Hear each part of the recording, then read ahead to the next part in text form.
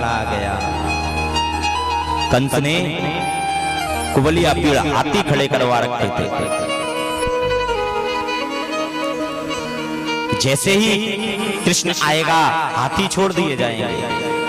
11 हाथ ऊंचा मंच बनवाया और मंच के पीछे भागने के लिए एक सीढ़ी लगवा दी कि जब सामने से आएगा तो पीछे से भाग जाऊंगा। 4 मल्ल तैयार करवा दिए। जैसे ही आएगा इन मल्लों से युद्ध करवाऊंगा। सैनिक तैयार कर दिए। और आज मेरे गोविंद मल्लशाला की ओर जा रहे हैं। सबसे पहले शिव धनुष को तोड़ा। हल्ला मच गया। शिव धनुष तोड़ दिया।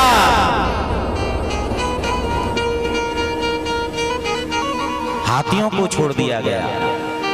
जैसे ही हाथी आए बलराम जी ने हाथियों की सूंड पकड़ी। कन्हैया जी ने दांत निकाले और घुमा करके ऐसे हाथी फेंके दूर जा करके गिरे। चले जा रहे हैं भगवान। और जैसे ही भगवान को जिसने देखा, जैसे देखा, उसी भावना के साथ मन के भाव उत्पन्न हो रहे हैं। जाती रही भावना जैसी, प्रभु मूरत देखी तिन तैसी। जो जिस भावना से दर्शन कर रहा है उसी स्वरूप में भगवान देख रहे हैं। ज्ञानियों को भगवान ज्ञानी दिखाई दे रहे हैं। योद्धाओं को भगवान योद्धा दिखाई दे रहे हैं। कंस को काल दिखाई दे रहे हैं। मल्लों को पहलवान दिखाई दे रहे हैं। मल्ला नाम तीर्णाम नरवरम स्त्रीणां स्मरो मूर्तिमान गोपानां स्वजनो सतां चितिभुजा शास्ता स्वपेत्रो शिशुः। माताओं को बालक दिखाई दे रहे हैं। राजकुमारों को राजकुमार दिखाई दे रहे हैं। मृत्युर्भोजपते विराडयदुषा तत्त्वं परं योगिना प्रश्नीनां परदेवते विदितो रंगम गता साग्रजः। और जैसे ही रंगशाला में भगवान पहुंचे कंस बोला, ओ तो तुम हो? तुमने अकासुर को मारा, बकासुर को तुमने मारा, पूतना को तुमने मारा। बोले मामा हमने किसी को नहीं मारा, हमने तो केवल उनका स्पर्श किया, मर तो वो अपने आप ही गए। बोले अच्छा, हमें तो पता चला है कि तुम बहुत बड़े योद्धा हो। हमारे सामने ये 4 पहलवान सल तोसल मुष्टिक और चारों खड़े हुए हैं, इनसे युद्ध करके दिखाओ। उसी समय ब्रजवासी खड़े हो गए। बच्चों के ऊपर पहलवानों से अत्याचार ऐसा नहीं होने देंगे। भगवान बोले बैठ जाओ, किसी की कोई आवश्यकता नहीं पड़ेगी। बोले मामा वैसे तो हमने तुम्हारे दैत्यों को मारा नहीं, लेकिन यदि तुम हमारा युद्ध कौशल देखना ही चाहते हो ना तो हम तुम्हारी ये भी इच्छा पूर्ति कर देंगे। देखते देखते दोनों में भयंकर युद्ध प्रारंभ हो गया। सल तो सल मुष्टिक चाड़ूर के साथ कृष्ण बलराम मल्लशाला में युद्ध करने लगे। और जैसे ही कृष्ण बलराम ने युद्ध शुरू किया, ग्वाल वालों की लाठी निकले आई, तलवार निकले आए, सैनिक आ गए। देखते देखते युद्ध प्रारंभ हो गया। भगवान श्री कृष्ण बलराम जी से बोले, दादा तुम इनको संभालो, मैं अभी थोड़ी सी मामा से मिलके आता हूं। तुरंत छलांग लगा दी। और जैसे ही छलांग लगाई मामा के पास पहुंच गए। मामा राम राम। मामा बोला कृष्ण तू यहाँ क्या कर रहा है, नीचे जा। बोले मामा मुझे आपसे 3 प्रश्न पूछने हैं, उन तीनों के उत्तर चाहिए। आप मुझे उन तीनों के उत्तर दे दो, मैं चला जाऊंगा। बोले जल्दी पूछ। बोले मामा तेने मेरी माँ के केस ऐसे ही पकड़े ना? केस पकड़ लिए। बोले हाँ ऐसे ही पकड़े, कष्ट होता है, छोड़ दे मुझको। बोले मामा आज कष्ट हो रहा है, और उस दिन जब तुमने मेरी माँ के केस पकड़े तब कष्ट नहीं हुआ। दूसरे की पीर नहीं समझते हो? अरे मामा यही तो तुझसे पूछना था, कष्ट होता है कि नहीं? बोले बहुत कष्ट होता है, छोड़ दे मुझे। बोले मामा अभी तो पहला ही प्रश्न है, तूने केस पकड़ करके मेरी माँ के ऊपर ऐसे ही तलवार उठाई थी ना? तलवार उठा ली। बोले हाँ ऐसे ही उठाई थी, पर तू इसको रख दे, ये तेरे लिए नहीं है। बोले मामा तीसरा प्रश्न, और शायद तू उसका उत्तर नहीं दे पाएगा। तूने केस पकड़ करके तलवार उठा करके मेरी माँ को लेकर के रथ से ऐसे ही छलांग लगाई थी ना? ऊपर से कूद पड़े, और जैसे ही नीचे आए एक प्रहार किया, कंस मारा गया। ब्रज गलियों में झूम झूम के, ब्रज गलियों में झूम झूम के। देखो वैसे यहाँ भजन गाने का समय तो नहीं है, क्योंकि अभी कथा बहुत है, कन्हैया जी का विवाह भी कराना है और वहां तक कथा भी पहुंचानी है, और कल कथा का अंतिम दिवस है। अंतिम दिवस में कुछ ऐसी रूपरेखा तैयार हुई है कि कल पिठौरी अमावस्या भी है, और ये भागवत कथा, इस भागवत कथा में पूजा पाठ को विशेष स्थान दिया गया है। तो कल हमारे परीक्षक जी ने जब हम व्यास गद्दी पर बैठे थे तो एक संकल्प बांधा था, हमारे हाथ में कलावा बांधा था, और कल हम यही संकल्प जब कथा संपन्न होगी उनको 7 दिन की कथा का संकल्प उनको वापस देंगे। तो हम चाहते हैं आज तक जितनी भी भागवत इस शरीर के द्वारा हुई है उनका संकल्प सूर्य अस्त से पहले ही दिया गया है। तो इसलिए हम प्रयास करेंगे कि इस कथा का संकल्प भी हम सूर्यास्त से पहले ही कर दें। तो इसलिए कल कथा 12 बजे से शुरू होगी। जब 12 बजे से कथा शुरू होगी तब समय पर कथा संपन्न हो पाएगी, क्योंकि हमने कथा को मनोरंजन का विषय बना दिया है, और कथा मनोरंजन का विषय नहीं है। कथा धार्मिक अनुष्ठान है, और धार्मिक अनुष्ठान को धार्मिक अनुष्ठान की तरह ही करना चाहिए। जिन्हें कि रात को 12 बजे तक लगे हैं, और कल अंतिम दिन की कथा है। कथा भी लंबी होती है और थोड़ा समय भी लगता है, क्योंकि पूरी कथा 7 दिन की उसको समावेश करना पड़ता है। तो कल अगर यही समय रहा तो रात को 12 बजेंगे। वो दिन परिवर्तन होता है, वो कुछ शास्त्रों के विधान, विधि विधान, नियम, और उन नियमों पे ही श्रीमद् भागवत आधारित है।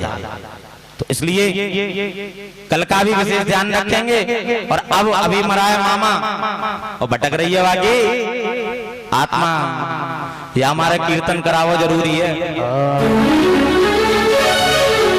ब्रज गलियों में झूम झूम के, ब्रज गलियों में झूम झूम के, मन की तपन मिटाओ, राधे राधे राधो, राधे राधे राधो, राधे राधे राधो, राधे राधे राधो, राधे राधे राधो,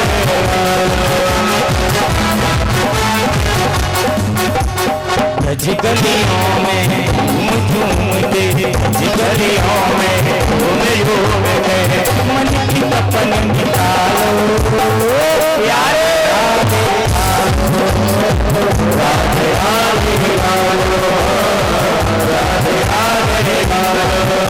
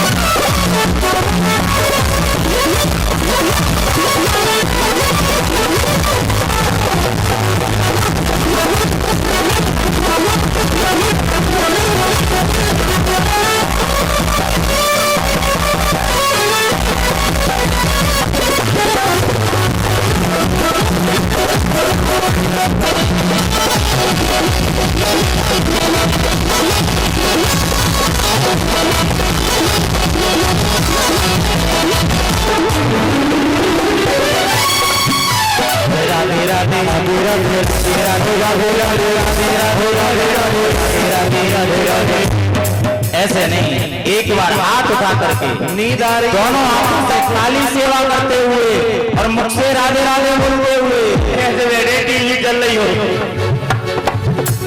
राधे राधे राधे राधे राधे राधे राधे राधे राधे राधे राधे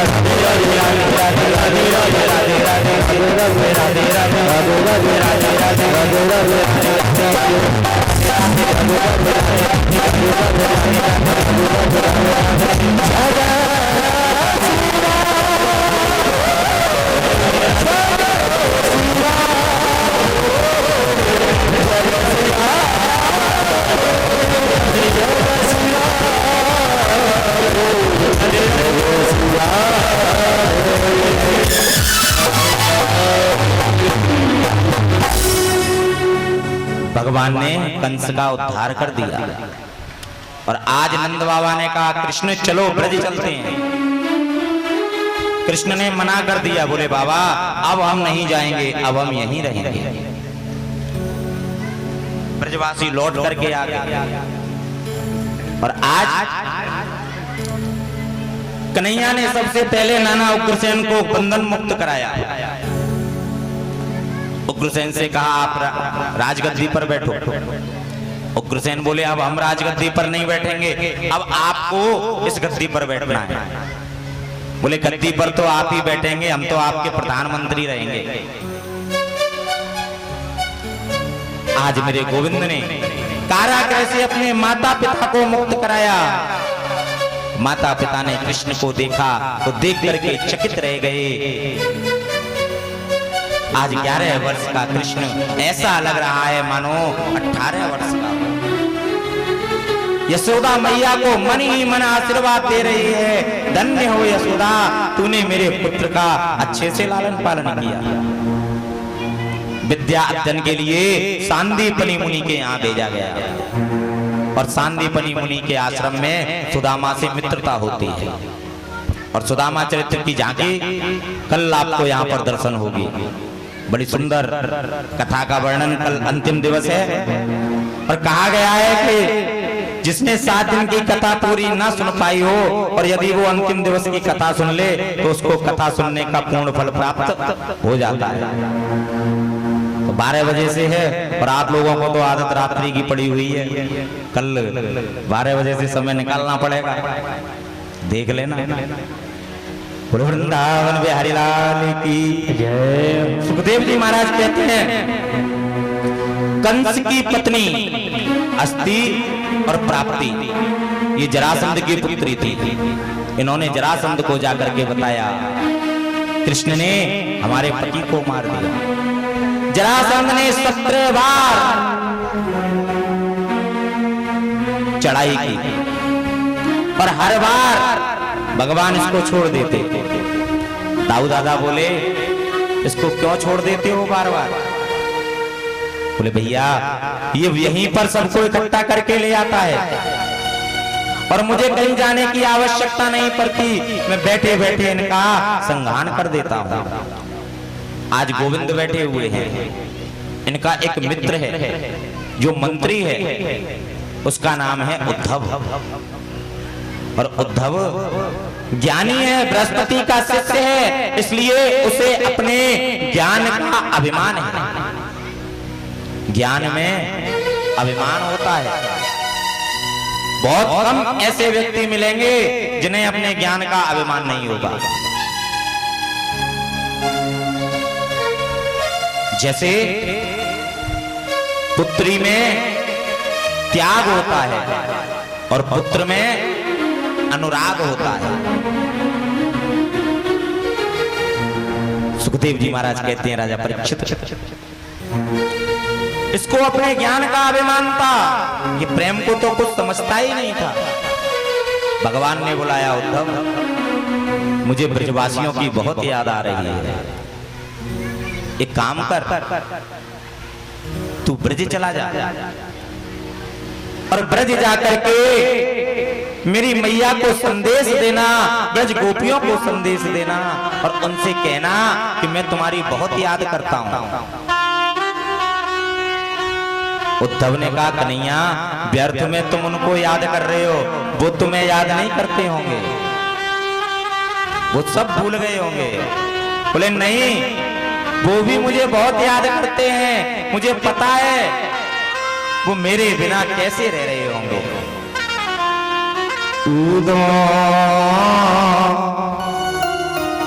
मैया तुम सुनियो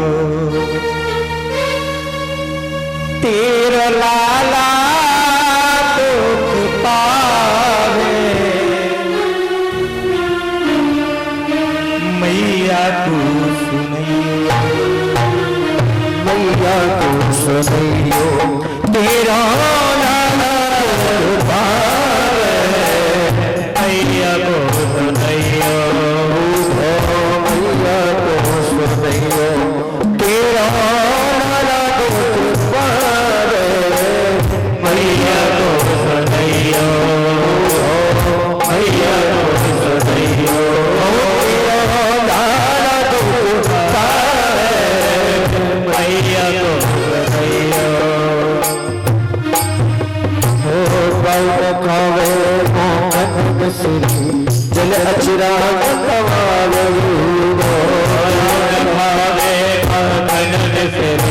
जल अचरा कवावे, जल अचरा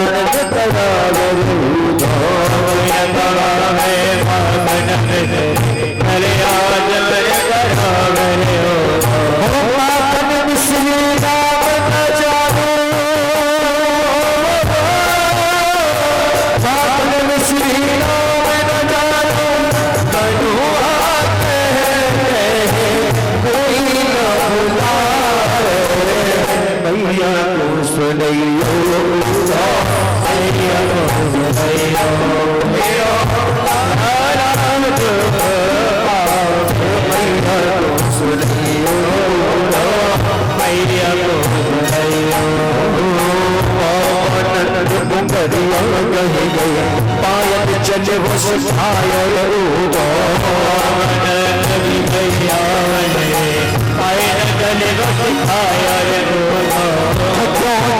समझ के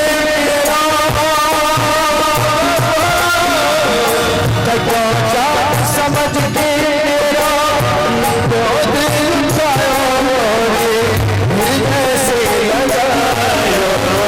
मैया को सुनियो, मैया को सुनियो। अरे तू कहता है वो भूल गए होंगे, तुझे नहीं पता वो मुझसे कितना प्रेम करते हैं। अरे नाते समय अगर मेरा एक बाल भी टूट जाता था तो बार बार मैया कुल देवता को मनाने लग जाती, एक रोम भी निकल जाता तो मैया रुदन करने लग जाती। अरे उदो तुझे क्या पता, जब गोपियां उड़ाना देते आती थी ना, आवे गोपी उड़ानो दे एक आवे गोपी उड़ानो दे एक चित न लावे, आवे गोपी उड़ानो दे एक चित न लावे, आवे गोपी उड़ानो दे एक चित न लावे, आवे गोपी उड़ानो दे एक चित न लावे। है अब तीर सदा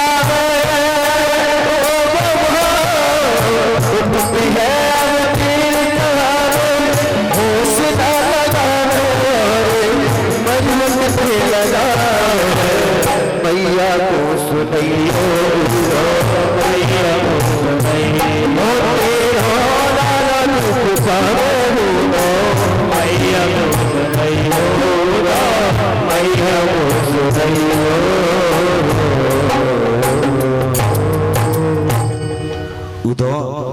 पत्रिका ले जा और इस पत्रिका को ले जा करके श्री धाम वृंदावन में मैया यशोदा, राधा रानी और गोपियों को दे देना। आज उद्धव रथ में बैठ करके वृंदावन जा रहा है। चला मथुरा से जब कूदो वृंदावन निकट आया, वहीं से प्रेम ने अपना असली रंग दिखलाया। उलझ कर ब्रज करीलों में लगे उद्धव को समझाने, तुम्हारा ज्ञान पर्दा फाड़ देंगे प्रेम दीवाने। उद्धव किसको समझाने जा रहे हो? प्रेमियों को, जो कृष्ण से इतना प्रेम करते हैं कि जब से गए हैं तब से किसी से सीधे मुख बात नहीं करते। जब से कृष्ण गए हैं तब से वृक्ष हैं करील के नलकूप भारी, बोलंत भाषा बचनंत गारी। कोई भी ब्रज में अतिथि आता उसका गालियों के साथ सत्कार किया जाता। जब से कन्हैया गए हैं तब से ऐसी स्थिति बन गई है कि वहां के नलकूप भी खाली हो गए हैं और फलदार वृक्ष भी ब्रजमंडल से समाप्त हो गए हैं। और जैसे ही ब्रजमंडल में पहुंचे, ब्रजवासियों ने देखा एक रथ आया हुआ है। बोले कृष्ण आ गया, कृष्ण आ गया, और घेर करके रथ को खड़े हो गए। और रथ के चारों तरफ जैसे ही खड़े हुए और कृष्ण की जगह उद्धव को देखा, सर्वप्रथम गाली निकल पड़ी। बोले जे हम तो कृष्ण समझ रहे थे, चलो यहां से। उद्धव की पहली ज्ञान की सीढ़ी खिसक गई। इतना प्रेम। सुखदेव जी महाराज कहते हैं, राजा परीक्षित, आज उद्धव ने पूछा मैया कहां है? बोले मैया ये जो नाली दिखाई दे रही है ना, इसके सहारे सहारे चले जाओ, तुम्हें पता चल जाएगा मैया कहां है। ये कोई साधारण जल नहीं है। जब से कृष्ण गए हैं तब से मैया के नेत्रों से अश्रु बंद नहीं हुए हैं, अश्रु की धार चल रही है। ये वही अश्रुओं की धार है। सुखदेव जी महाराज कहते हैं, राजा परीक्षित, उद्धव की दूसरी ज्ञान की सीढ़ी खिसक गई। मैया के पास पहुंचा और जाकर के आवाज लगाई, मैया, ओ मैया।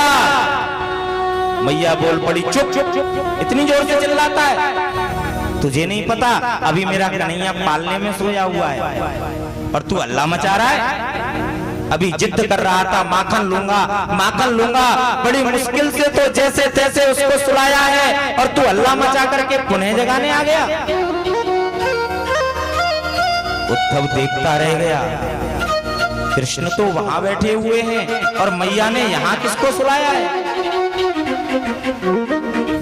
मैया कहाँ है कृष्ण? मैं तुझे दिखाती हूँ। उद्धव का हाथ पकड़ करके पालने के पास जैसे ही मैया आई, धड़ाम से पृथ्वी पर गिर पड़ी। अरे क्या बताऊं, मैं तो भूल गई, मेरा कन्हैया तो मुझे छोड़ के बहुत पहले चला।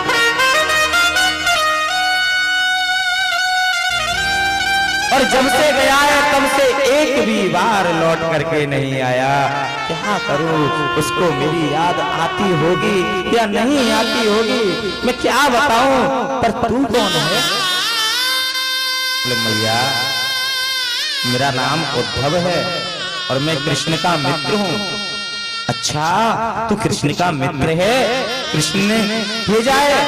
बोले हाँ मैया, मुझे कृष्ण ने भेजा है, उसे तुम्हारी बहुत याद आती है। अच्छा, उससे कहना कि तेरी मैया यशोदा भी तुझे बहुत याद करती है। कभी वृंदावन आए, कभी नंदगांव आए, एक बार दर्शन तो दे करके गए। मैया, जैसे तू यहाँ याद कर करके रोती है, तेरा कन्हैया भी वहाँ तुझे याद कर करके रोता है मैया, वो भी तुझे बहुत याद करता है। वो कहता है मेरी मैया है जिसने मुझे ऊपर से बांध दिया, आज तक ऐसी मेरी कोई मैया नहीं जो मुझे ऊपर से बांध पाए।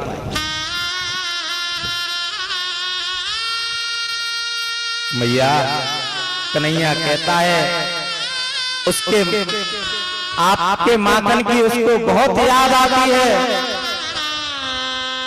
उद्धव, मैं कृष्ण के लिए रोज सुबह माखन निकाल करके रखती हूँ, मैं रोज उसकी प्रतीक्षा करती हूँ कि अब आएगा और जब आएगा तब माखन दूंगी, लेकिन वो झूठ बोल करके चला गया। उद्धव, मैं क्या बताऊं, जब से कृष्ण गया है तब से मेरी अश्रुओं की धार बह रही है। सुखदेव जी महाराज कहते हैं राजा परीक्षित, उद्धव से आगे शब्द नहीं बने। मैया किशोरी जी कहाँ हैं?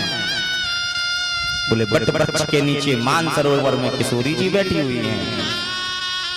और जैसे ही किशोरी जी के पास उद्धव पहुंचा, पेड़ के पीछे खड़ा हो गया और जो सखियां बात कर रही थी उन बातों को सुनने लगा। गोपियां कह रही थी आज रात को हमारे स्वप्न में कृष्ण आए थे। मैंने कहा कृष्ण मेरी मटकी उठवा दो।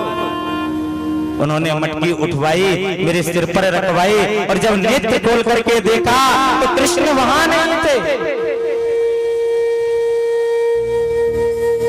एक गोपी बोली आज मेरे स्वप्न में भी कृष्ण आए थे, मैंने उनके साथ रास क्रीड़ा की और जब नेत्र खोल करके देखा तो कृष्ण नहीं थे। एक गोपी ने किशोरी जी से पूछ लिया, किशोरी जी क्या आपको स्वप्न में कृष्ण नहीं आते?